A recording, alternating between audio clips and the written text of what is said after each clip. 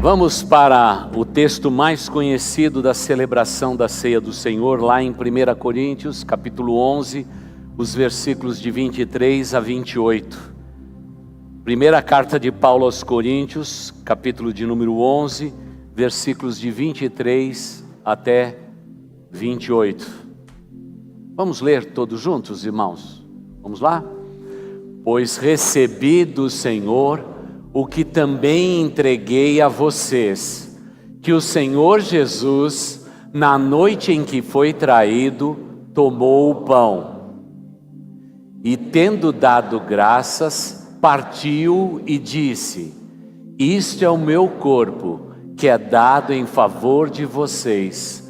Façam isto em memória de mim. Da mesma forma, depois da ceia, ele tomou o cálice e disse: este cálice é a nova aliança no meu sangue. Façam isto sempre que o beberem em memória de mim. Porque sempre que comerem deste pão e beberem deste cálice, vocês anunciam a morte do Senhor até que ele venha. Portanto, todo aquele que comer o pão ou beber o cálice do Senhor indignamente será culpado de pecar contra o corpo e o sangue do Senhor. Examine-se cada um a si mesmo e então coma do pão e beba do cálice. Amém. Esse é o texto clássico que fala a respeito da celebração da Ceia do Senhor. O texto que veio pela boca de Paulo, ele que transliterava aquilo que Jesus Cristo havia ensinado. E é muito interessante o apóstolo Paulo como ele quer ser preciso naquilo que ele recebeu. Eu gosto muito dessa expressão, porque eu dou a vocês aquilo que eu recebi. Ninguém pode dar o que não tem, irmãos. Vivemos num mundo onde que as pessoas estão tentando dar aos outros aquilo que eles não têm. E no mundo de hoje é interessante que todas as pessoas, elas já se sentem naturalmente doadoras. O apóstolo Paulo diz que aquilo que ele recebeu, ele deu. E o que foi que o apóstolo Paulo recebeu? Ele recebeu a gloriosa salvação. Um dia ele andava longe de Deus. Aliás, como fariseu, ele perseguia todos os cristãos, até ter um encontro com Jesus no caminho de Damasco. Ele pedia cartas para que cristãos como eu e você pudéssemos ser presos, incluindo também as nossas crianças. O que foi que o apóstolo Paulo recebeu? Ele foi absolvido, perdoado dos seus pecados, dos seus erros. Principalmente quando lá na frente, quando o primeiro martírio é praticado, quando Estevão é sacrificado, ele é apedrejado porque era tido como alguém que seguia a Jesus de Nazaré. As roupas de Estevão é colocada aos pés de um jovem chamado Paulo, Saulo de Tarso, que mais tarde vai ser Paulo de Deus. O apóstolo Paulo foi transformado por esse evangelho. A minha pergunta para você hoje é essa: você é genuinamente uma pessoa convertida a Deus? Você pode estender a mão hoje e dizer: pastor, eu tomo desta ceia com dignidade, porque um dia eu também fui transformado. Eu reconheci ser pecador. Eu reconheci que Cristo Jesus morreu naquela cruz em meu lugar. Ele me substituiu naquela cruz. Era eu que deveria estar sendo crucificado, porque os meus pecados me levavam a isto. Mas aquele que não tinha pecado, ele morreu por nós. Ele nos substituiu na cruz do Calvário. Ele passou a ser o Cordeiro de Deus que tira o pecado do mundo.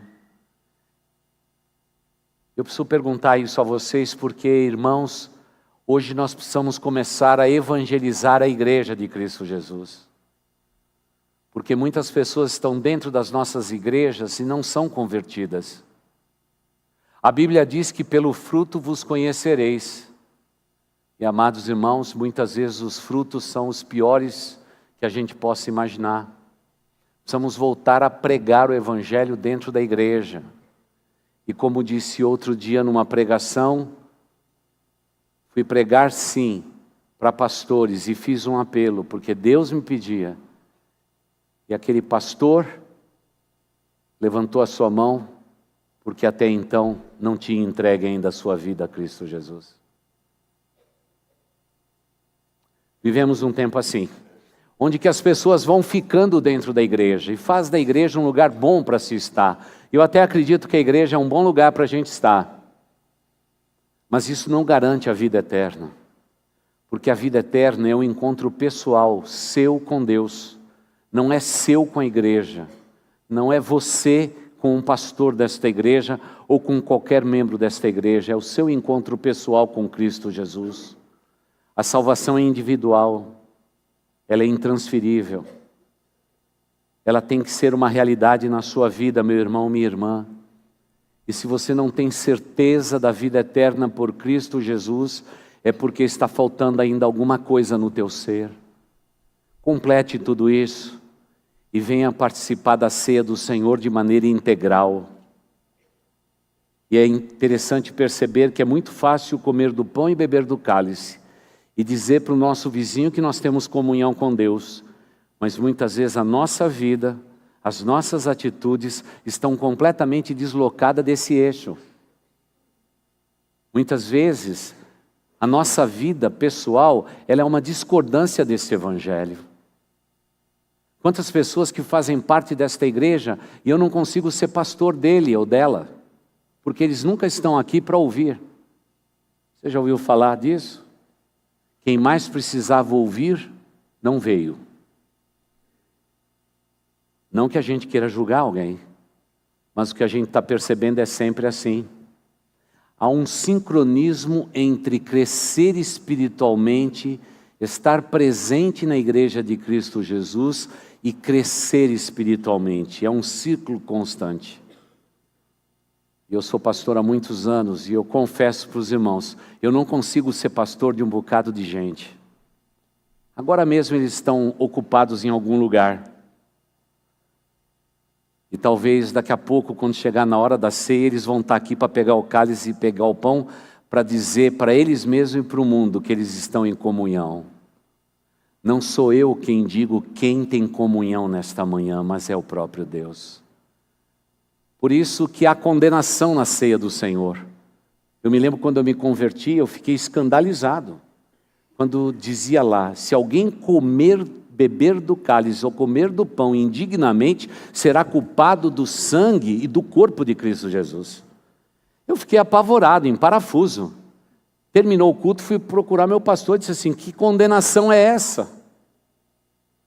O que é não discernir o corpo de Cristo Jesus? E aí fiquei realmente assombrado. Naquele dia eu entendi que viver uma vida com Cristo é uma coisa muito diferente do que eu tinha imaginado na minha fé anterior. Porque na fé que eu abracei antes, você aparecia de vez em quando na igreja e Deus tinha o dever de te perdoar. E se você não acertasse o alvo, não tinha importância. Depois você ia para um lugar, você ficava expurgando os seus pecados, aí você ficava 0 bala, aí você ia para o céu. Aquilo trazia um descanso imenso. Mas parece que ser cristão, se aproximar desta mesa, se aproximar desta comunhão, tem que ser algo íntegro da nossa vida. Tem que ser algo integral da nossa vida. E começa com o discernimento do que significa o corpo e o sangue de Cristo Jesus. Ele tem valor para você? Você um dia já confessou com os seus lábios os seus pecados? Você se arrependeu dos pecados? Você entregou a sua vida inteiramente a Jesus Cristo? Tome cuidado, porque tem muita gente que vai chegando na igreja e vai ficando, vai se acostumando, e vai dizendo para cada neurônio dentro dele ou dela, esse é um bom lugar para estar, é um lugar aconchegante. Tem até chá e café. Todo mundo se abraça aqui dentro. Que lugar de São Paulo que a gente pode ter uma ambiência dessa? Irmãos, o importante não é a ambiência, ela deve existir. Mas o mais importante de tudo é que você tenha um relacionamento pessoal com Cristo Jesus. E muitas vezes estamos na igreja, mas não temos nenhum relacionamento com Jesus Cristo. Mas na hora de tomar ceia, a gente faz isso como um ato sagrado. Tanto é que muitas igrejas chamam esse momento da Santa Ceia. Como se a ceia pudesse transmigrar valores de santidade para os seus membros.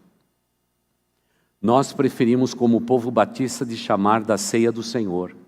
Ela não é nossa, ela tem um dono, mas cada um que tomar desta ceia, examine o seu coração e veja se existe realmente uma conversão genuína. Em segundo lugar, mais do que sermos convertidos, a nossa vida pessoal é importante. A nossa vida pessoal é importante. Aquilo que nós somos quando não estamos na igreja. Aquilo que somos quando ninguém está vendo. Quais são as nossas palavras? Como é o nosso procedimento? A maneira que vivemos ligados, linkados a este mundo de hoje. Como é importante um bom testemunho da parte de um cristão. Como que um cristão tem que ter um testemunho acima da média. Muitas vezes dizendo não a esse mundo, aos seus prazeres e dizendo sim para Deus.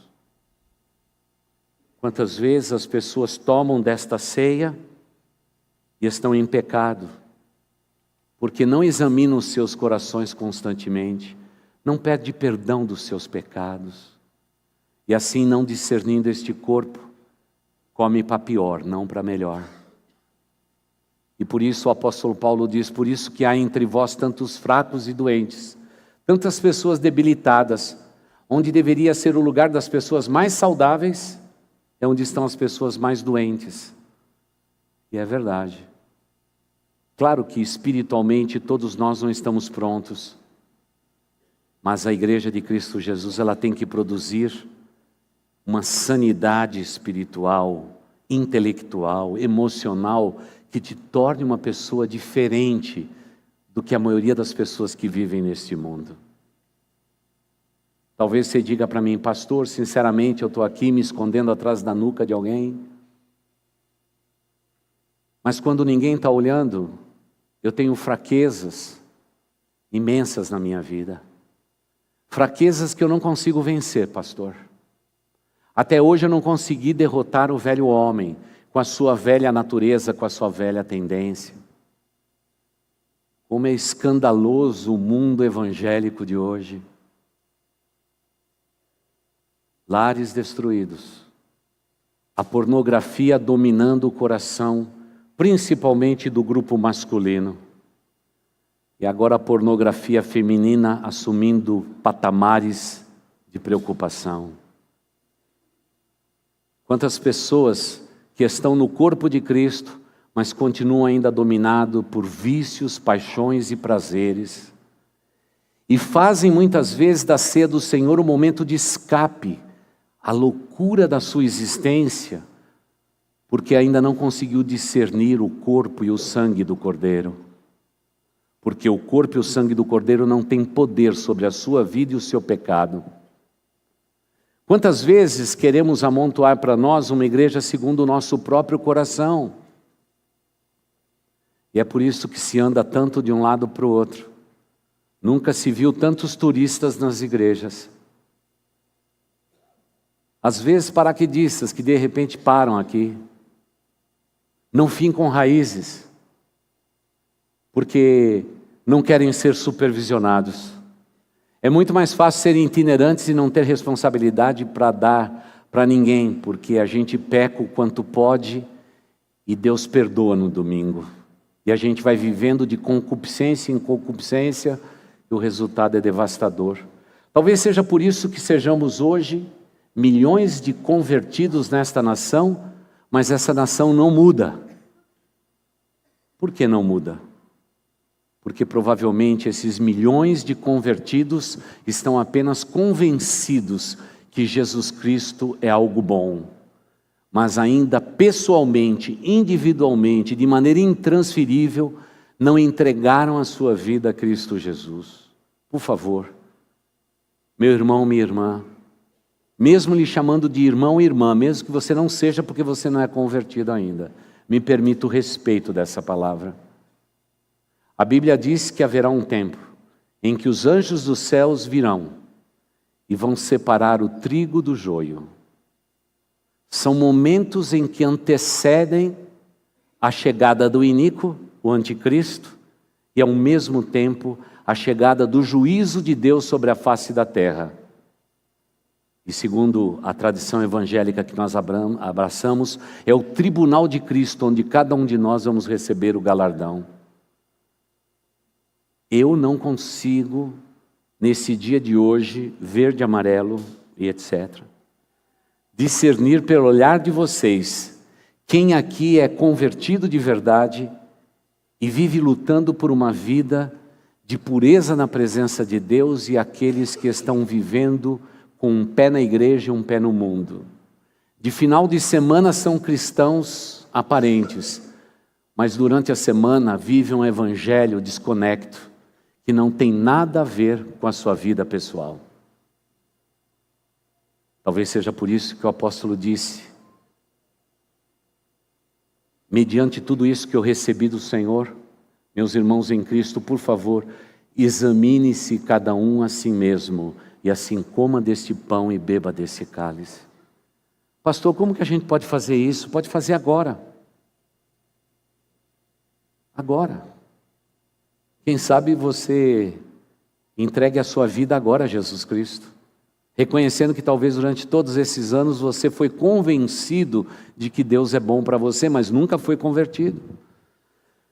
Talvez você diga: pastor, eu tenho vivido em pecado, mas hoje, mediante a tua palavra, mediante aquilo que o apóstolo Paulo diz na palavra de Deus, eu examino meu coração e descubro áreas da minha vida em que eu nunca cresci espiritualmente.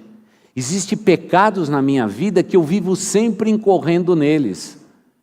Isso já não é mais uma maneira de pecar ou viver, já é concupiscência da carne. Eu já tenho prazer, depois eu sinto peso no meu coração, e chega no domingo eu peço perdão, na semana seguinte eu estou vivendo de novo nele. Precisa ter uma quebra desse ciclo vicioso, porque você está dentro de uma igreja para melhor e não para pior. E você está hoje aqui, e essa mensagem é para você, meu irmão, essa mensagem é para mim. Precisamos examinar o nosso coração e ver se o meu ato de estender a mão é digno ou indigno. A gente precisa examinar o nosso coração, porque infelizmente hoje há muitos impostores. Tem cara de crente, tem jeito de crente, mas não é crente. É um impostor, é uma impostora. Falta alguma coisa em sua vida, falta conversão. É a conversão, quando nós entregamos a nossa vida a Jesus Cristo e Ele se torna o Salvador exclusivo do nosso coração e da nossa alma. Esse é o dia mais maravilhoso na vida de um homem e de uma mulher. É o momento em que a gente rende-se a Jesus Cristo e diz a Ele: eu vou parar de lutar. Eu reconheço que o Senhor venceu por mim. Eu paro de lutar, confesso o meu pecado e te recebo como o único e suficiente Salvador da minha vida. Esse é um dia marcante e maravilhoso. E se você já fez isso na sua vida, glória a Deus, meu irmão. Espalhe essa mensagem. Espalhe essa mensagem por todo lugar.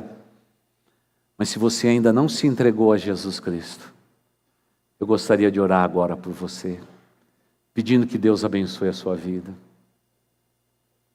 Talvez, se você tiver que se levantar e talvez decepcionar quem está do seu lado, quem sabe teu esposo, tua esposa, teu amigo, tua amiga, o que importa? O que importa é que você tenha um encontro nesta manhã com aquele que pode te redimir, com aquele que pode te salvar. Para que você nunca mais celebre desta ceia de maneira errada. Porque o nosso ajuntamento, irmãos, tem que ser para melhor e não para pior. Eu agradeço a Deus pelo dia da minha conversão. Foi um grande dia. E cada vez que eu me defronto com a realidade do pecado e dos meus erros, como é doce a capacidade de recuperar-se dos erros e dizer para o Pai: eu pequei, eu errei. Me socorre, Senhor, tenha misericórdia de mim. E sem linguagem nenhuma, no silêncio do meu quarto, das minhas súplicas, eu sinto claramente o Espírito Santo de Deus me dar uma coisa que ninguém pode ter no meu lugar, é a paz. A paz que excede a todo entendimento. E ali você sente que você foi perdoado. E como o dia hoje nasceu, e as misericórdias de Deus foram renovadas para conosco, Deus é bondoso para perdoar o teu pecado e te dar uma nova chance. Aliás, o nosso Deus é Deus das novas chances, dos novos começos. Ele é o Deus da reabilitação. Ele é o Deus que nos liberta dos nossos pecados, dos nossos vícios, das nossas paixões e nos dá vida e vida em abundância. E é essa vida que nós estamos procurando viver aqui dentro. E celebrar desta ceia é para nós um momento de abundância. É um momento de transbordar de alegria na presença desse Deus perdoador, amoroso, carinhoso, afetuoso, e o Deus que nos ama demais, demais.